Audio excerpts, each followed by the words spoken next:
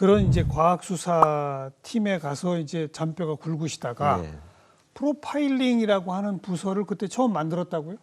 네, 그게 이제 사실은 참 흥미로운 것이 이게 국가기관은 가장 상위 부서에서 직제를 만들어 가지고 이렇게 하위 부서로 이제 그 전파가 되는 것이 원칙이죠. 예. 그런데 그 당시에 제가 프로파일링을 처음 시작할 때는 서울지방경찰청에서 경찰청 본청에서 하는 것이 아니고 지방경찰청에서 워낙 서울에 사건이 많다 보니까 예. 야, 이제 양상이 변해가기 시작을 합니다. 아, 이제는 예전에 현장을 나갔던 것보다 더 치밀해지고 또 이유 없이 공격을 하는 범죄가 생겨나고 그렇죠. 그게 이제 그 당시에 지존파, 막가파 이렇게 표현되던 그런 그 예, 범죄가 예. 막 나오던 시기를 거쳐간 때거든요. 예.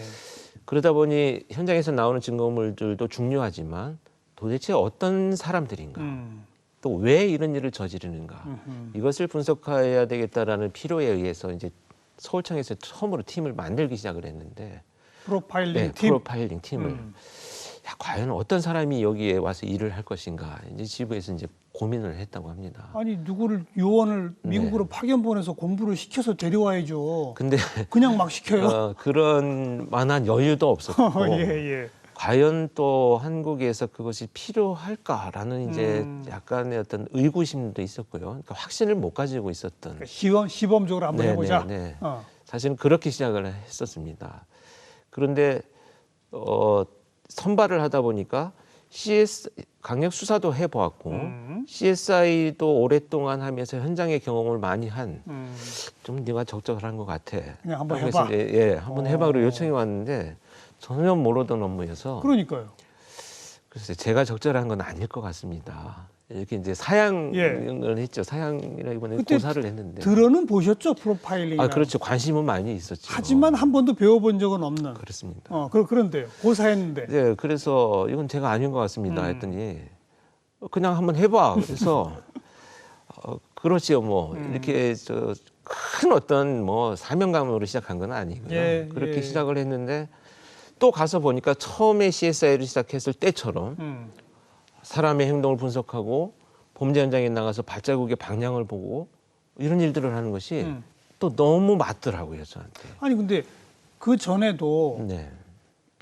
현장에 가서 지문 찾고 막 그거 하셨잖아요. 네네. 근데 이제 다른 게 보이기 시작하는 거예요. 그렇습니다. 오. 왜 이 방향으로 걸어왔을까? 이동했을까? 그러니까 과거엔 그런 건 안 그걸 안 봤는데. 봤었죠. 어디에 있을 것인가를 찾았다면 아하. 지금은 왜 여기에 이것이 남아 있을까를 찾는 것으로 관점이 바뀌기 시작을 하죠. 그걸 어디서 배워서 그렇게 바뀌셨어요, 관점? 그거는 배웠다기보다는 이제 고민을 많이 했죠. 그냥 고민? 네, 고민을 했는데 어떻게 했냐면 과연 한국에서 일어나는 범죄들은 그러니까 왜 무엇 때문에 일어나는가는 동기를 알아야 되겠다. 두 번째, 그렇다면 그 동기가 형성됐을 때 사람들은 어떻게 행동을 하는가, 공격 행위를 어떤 범행 도구를 가지고 어떤 식으로 공격을 하는가를 알아야 되겠다. 이 두 가지 고민을 하면서 그 당시에, 그러니까 2000년 시작할 당시에 그 전에 발생한 한국의 살인 사건 800건을 전부 다 기록을 꺼내서 과거 자료를 가지고 데이터베이스를 만들기 위해서 800건을 다 꺼내놓고 한 건 한 건씩 이제 그 관점으로 보기 시작을 했습니다. 이 사람의 범행 동기는 무엇이고 이 범행 동기를 가진 사람이 범행 도구는 어떤 것을 어떻게 준비했고 범죄 현장에서는 어떤 식으로 공격했구나 이런 것들을 하나씩 검토를 해나가니까 몇 개의 유형으로 나뉘어지더라고요. 그렇겠군요. 그래서 이제 이 방향으로 나가야 되겠다. 현장 가시기 전에 미리 그런 자료 조사를 많이 하신 거구만. 거의 한 6개월을 자료에만 파묻혀 있었죠. 그 프로파일링 팀으로 발령을 받으면서 근데 팀이라고 해봐야 혼자셨다면서요. 근데 사실 그게 이제 그 팀이 4명이었었는데 3분은 이제 통계 분석을 하는 그러니까 프로파일링이 아니고 범죄 통계를 분석하는 요원들이었고요. 저는 이제 그 행동 분석, 심리 분석을 하는 요원이라서 혼자 현장에 가는 요원은 한 명. 혼자 있었었죠. 네, 저 그럼 뭐 혼자서. 팀이라고 할 것도 없이 팀에 소속이 되어 있는 그냥 혼자 일하는 요원. 현장 가서 프로파일링하는 대한민국 유일 경찰. 네, 그랬군요. 그 당시에 그렇게 그 업무가 시작된 거죠. 그 첫 현장 기억나세요? 어떤 사건이었는지? 아주 잔혹한 사건이 발생을 했습니다. 어, 그래서 아동 성범죄가 발생을 했는데 굉장히 잔혹하게 그 발견이 되고요. 그리고 그 살해까지? 시신이 사망한 채로 발견이 되는 성폭행 후 살인. 후 살인 사건이 발생을 해서 이제 뭐 CSI와 또 수사팀과 저와 다 현장에 출동을 했는데 예. 굉장히 참 이렇게 표현드리기 어려운 정도의 어떤 이상 행동들, 좀 부적절하고 잔혹한 행동들 이런 행동들이 남아 있었습니다. 흔적이. 그러다 보니까 기존에 보아오지 않았던 행동들이 나타나니까 이제 수사를 어떤 방식으로 해야 될까? 또 어떤 증거물을 우리가 수집을 해야 될까? 이것들이 이제 고민이 되기 시작을 하죠. 수사팀에서. 그때 이제 제가 여러 가지 행동에 대한 시신을 버린 장소, 시간, 또 그때 그 장소와 시간이 갖는 그 인근 주변의 상황, 뭐 이런 것들을 쭉 분석을 해서 기존의 800건을 분석한 내용에 대입을 해서요. 그랬더니요. 보고서를 제출을 했죠. 유형이 딱 나왔어요. 네, 어느 정도, 이런 정도의 사람. 예를 들면 지금 실종 장소와 시신이 발견된 장소가 굉장히 가까운 곳이었는데요. 예.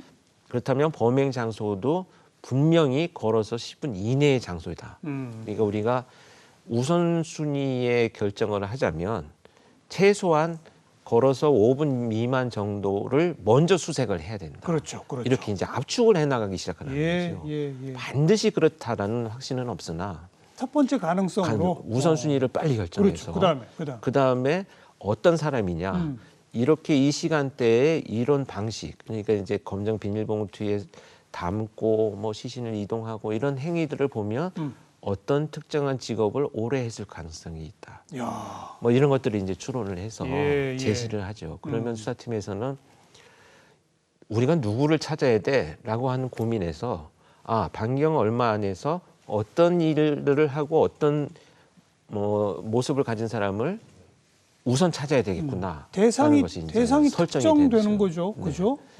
그래서 이제 거기에서부터 시작을 하기 그렇게 때문에 치다 들어갔더니 네, 그래서 이제 한 수사관이 그런 프로필에 맞는 사람들 중에 자기가 정보를 입수한 최근 출소자의 정보를 입수한 사람을 봤더니 딱 맞는 사람이 그 지역 안에 있었습니다. 그래서 이 사람을 범인으로 특정을 하고 집에 갔는데 이미 도망가고 없어요. 그래서 그 안에서 이제 증거물을 수집을 하고 이제 그 추적을 시작을 했죠. 이제는 그 용의자가 특정이 됐으니까, 그러니까요. 인적사항이 나왔으니까. 예. 그래서 이제 범인이 체포된 그런 사건이 있었습니다. 바로 그런 전과자를 지목해주게 된 분석 보고서는 우리 그렇죠. 거기서 나오군요. 제가 그래서 아마 지금 경찰 기록상 최초의 프로파일링 보고서 지금 남아 있습니다. 근데 그런 게 범행 현장과 그 남아 있는 유류품 이런 것만 봐도 범인의 직업, 뭐 범인의 뭐 행동 습관 이런 게 다 나옵니까? 근데 사실 그걸 뭐 다 알 수는 없습니다. 예. 근데 중요한 단서가 되는 부분들이 있죠. 그래서 다 알 수는 없고요. 특히 지금 한국에서 진행되고 있는 우리 프로파일링은 단순히 뭐 연령이 어느 몇 세 정도 되었다, 직업이 어떤 직업이다 이렇게만 막연하게 분석을 하지는 않습니다. 그럼요. 보다 더 구체적으로 예를 들면 동기가 형성되었고 이런 동기를 형성한 사람은 어떤 라이프 스타일을 갖고 있을 것이다. 범행 동기에서 그렇죠. 생활 유형이나 또 삶의 방식들 그 역사를 다 거슬러 가요. 그다음에 그런 것들을 추론을 하고요. 또 한 가지는 목격자 또는 피해자가 진술을 하는 내용에 대해서 심리적인 분석을 같이 병행을 합니다. 왜냐하면 사건이라고 하는 것이 이제 피해자들은 어떻게든지 그걸 드러내기보다는 자꾸 감추거나 피해자가 잊으려고 하죠. 잊으려고. 너무 충격스럽고 네. 고통스러우니까 자기도 모르게 저항을 하죠. 감추려게 되는 거죠. 그러니까 감춘다는 표현보다는 다시 꺼내서 기억을 입 밖에 내기 싫어하는. 해내기 싫어하는 이런 안타까움이 있죠. 그래서 좀 왜곡되거나 정보가 많지 않을 수 있습니다. 또 그리고 목격자도 마찬가지죠. 충격적인 장면을 목격했을 경우에 그 충격으로 인해서 제대로 기억을 하지 못하는 경우들이 있습니다. 스스로 기억이 없어진다면서요? 그런 경우들도 있죠. 그렇다면서요? 네네. 너무 충격적이면 예. 도무지 떠올리지 않는 그런 글쎄요. 경우들도 있죠. 어. 그래서 수사를 할 때 그런 필요한 심리적인 측면 또 행동 분석에 필요한 측면들을 종합적으로 이렇게 지원하는 역할들을 현재 프로파일러들이 하고 있습니다. 네. 그럼 그 처음 맡으셔서 이제 거의 17년 동안 하신 거잖아요. 네네. 그러면 몇 군데 범죄 현장에 뭐 몇 명의 범인들하고 면담하고 이런 게 혹시 자료 같은 게 있어요? 네, 제가 퇴직할 때 예. 그때 이제 공식 기록들을 이제 정리하느라고 제가 봤더니 현장에 수사본부에 투입된 것은 한 1,500건, 한 2,000건 정도가 거의 되는 것 같습니다. 2,000건. 1,800건 정도가 조금 넘었어요. 17년 동안. 네, 그럼 1년에 그렇죠. 100건 이상. 100건 이상 현장 나갑니다. 오. 네, 왜냐하면 서울 시내만 있어도 그 당시에 1년에 일어나던 살인 사건이 한 100건 이상 됐거든요. 1년에. 그런데 뭐 다 나가지는 않더라도 네. 거의 대부분 현장을 나가게 되고요. 음. 또 경찰청에 근무하면서는 이제 전국에서 발생하는 사건 현장에 투입되니까 네. 2,000건 정도 되는 것 같습니다. 그다음에 범죄자들을 직접 만나서 인터뷰를 하거나 자백을 받거나 이런 기록은 960명까지가 되어 있으니까 한 1,000명 정도 만난 것으로 기억이 됩니다. 예. 시신을 보신 건 뭐 수도 없겠고. 한 2,000구 이상이 되죠. 네. 그런데 그러니까 워낙 그 프로파일링이라는 기법이 처음 시작되던 당시이지만 시작하시자마자 범행 체포에 이제 공을 세우신 거 아닙니까? 그러다 보니까 너도 나도 범죄 현장 갈 때는 우리도 좀 그분 보내주세요 이렇게 되는 거예요. 네. 그래서 그게 이제 뭐 그 정도로 확 붐이 일어나는 것처럼 예. 그렇게 유행되지는 않았습니다. 그래도 그러나 이제 무슨 일을 하는 왜 필요한 사람이구나라는 것이 이제 인식되기 시작을 했고요. 네. 그러면서 조금 제가 연구를 하거나 현장에 투입됐을 때 좀 자유롭게 따가운 시선, 예를 들면 제가 뭘 하는 거지? 두 사람 왜 왔어? 예, 이게 아니고. 뭐 이런 시선에서 조금 제가 자유로울 수 있는 기회가 됐고요. 네. 이것은 분명히 말씀드리고 싶은 것은 프로파일링 개인이 만든 보고서로 범인이 체포되는 건 아닙니다. 그 보고서를 토대로 수사팀에서 또 그 많은 정보가 수집이 되어야 되고 며칠씩 수사관들은 나가서 잠복과 추적을 해서 이게 작품이 소위 만들어지죠. 그렇죠. 그래서 그 이후에 이제 한국에서 끔찍하게 발생한 유영철 연쇄살인 사건이 시작이 됩니다. 그래서 그때부터는 이제 그럼 그 중요한 역할로. 유영철 사건 때는 초기부터 개입하셨어요? 그렇습니다. 그래서 그 당시에는 이미 이제 그런 몇 건의 사건을 분석한 경험을 가지고 이제 투입이 됐었죠. 네. 그래서 수사본부에 나가서 그런 그 수집되는 정보들을 분석하고 끝없이 사건이 발생한 범죄 현장을 다시 가보고 이런 일들을 했는데 사실 서툴렀습니다. 굉장히 서툴렀죠. 그리고 마음이 앞서고요. 왜냐하면 처음 접하는 연쇄살인이다 보니까 우리나라의 연쇄살인이 그때가 처음이었습니까? 사실 제가 이제 분석을 시작한 이후로는 처음이었었죠. 유영철 사건이. 그 물론 이전에 이제 화성. 아주 옛날에도 있었겠지만 그렇죠. 기록이나 이런 게 잘 없을 것이고 그런데 그래서 굉장히 곤혹스러웠습니다. 고민도 많이 되고 난 정말 무기력하구나. 이 범인을 도대체 알 수가 없다. 네. 그래서 끝없이 그 장소를 다시 가고 그 시간대에 거기 있어 보고 이런 일들을 하면서 이제 계속 이제 수집되는 정보와 분석들을 지금 그 말씀이 마치 영화의 한 장면이 떠올라요. 범행이 저질러진 그 시간대에 범행 현장에 그냥 혼자 가서 있어 본다. 그렇습니다. 그러면 뭔가 이게 생각이 나오지 않을까? 그렇죠. 끝없이 가죠. 왜냐하면 범인이 그 장소와 그 시간대를 선택한 이유를 찾아야 됩니다. 우연이 아닐 거다. 그렇죠. 그래서 그 장소에 그 시간대에 있어 봐야 어떤 것이 범인한테 좋은 선택의 조건이었겠구나.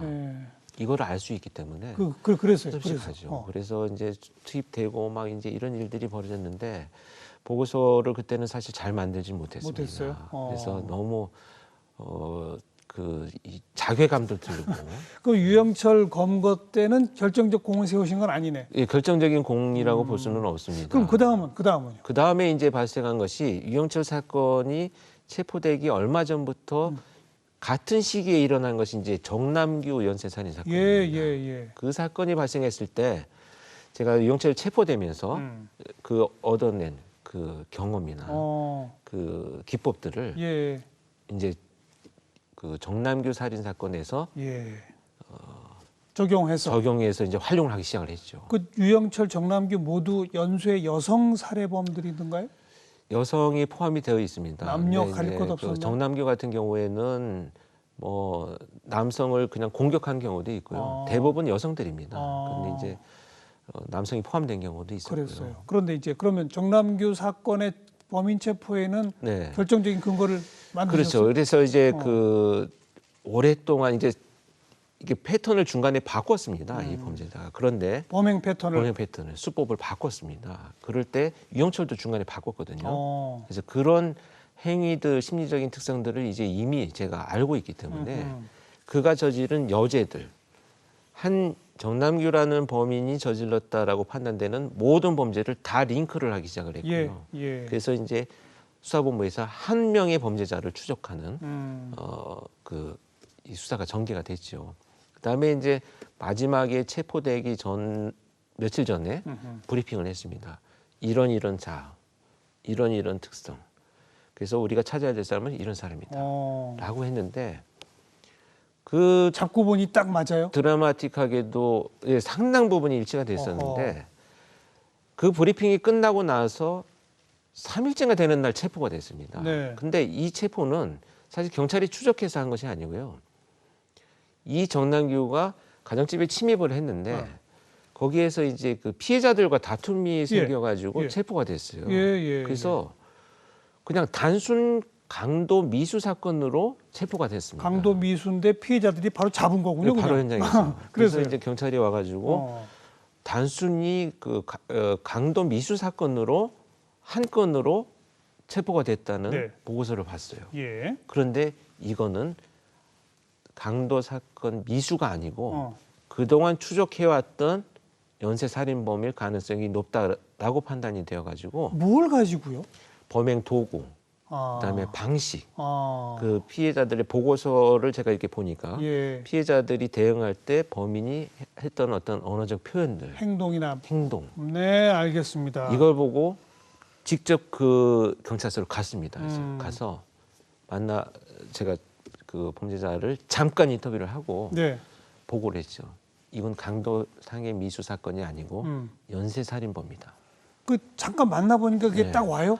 그 2년 동안 추적을 하면서 가지고 있던 상이 확 이렇게 다가오는 느낌이. 그래요. 이게 과학적이지 않다라는 뭐 의견을 가진 분들이 계시겠습니다만 범죄 현장에 끝없이 그의 행동을 분석했기 때문에 몸짓 하나까지도 딱 보니까 너무나 일치하는 그런 느낌이 있었습니다. 그래서 이제 모든 그 강도 사건 미수로 그냥 처리될 뻔한 사건이 결국은 이제 연쇄살인을 밝히는 그런 이제 계기가 되었었죠. 결정적인 거네요, 그러면. 그래서 뭐 결정적이라기보다는 사실 경찰이 잡지 못한 것이죠. 어쨌든요, 그래도. 그러나 어찌됐건 그 사건이 묻혀져서 한 건으로만 가지 않았던 것만으로도 굉장히 큰 단서가 됐고요. 그 우리들 뇌리에 남아 있는 그 유영철, 정남규, 또 뭐 강호순. 또 최근에 그 화성 그 이춘재 사건 다 만나보셨어요? 그렇습니다. 그런데 사실 이춘재 사건은 제가 퇴직을 한 이후에 이제 밝혀졌기 때문에 제가 투입되지는 않았고요. 이제 후배들 지금 현직에 있는 프로파일러들이 워낙 뛰어난 능력들을 발휘하고 있기 때문에 이렇게 자문을 통해서 협력을 좀 했고요. 굉장히 잘 결과가 나와서 굉장히 정말 저는 완전히 미궁에 빠질 뻔한 화성 연쇄 살인범을 어쨌든 확인하고 잡아낸 거 아니겠습니까? 과학의 발전이 밝혀낸 거죠.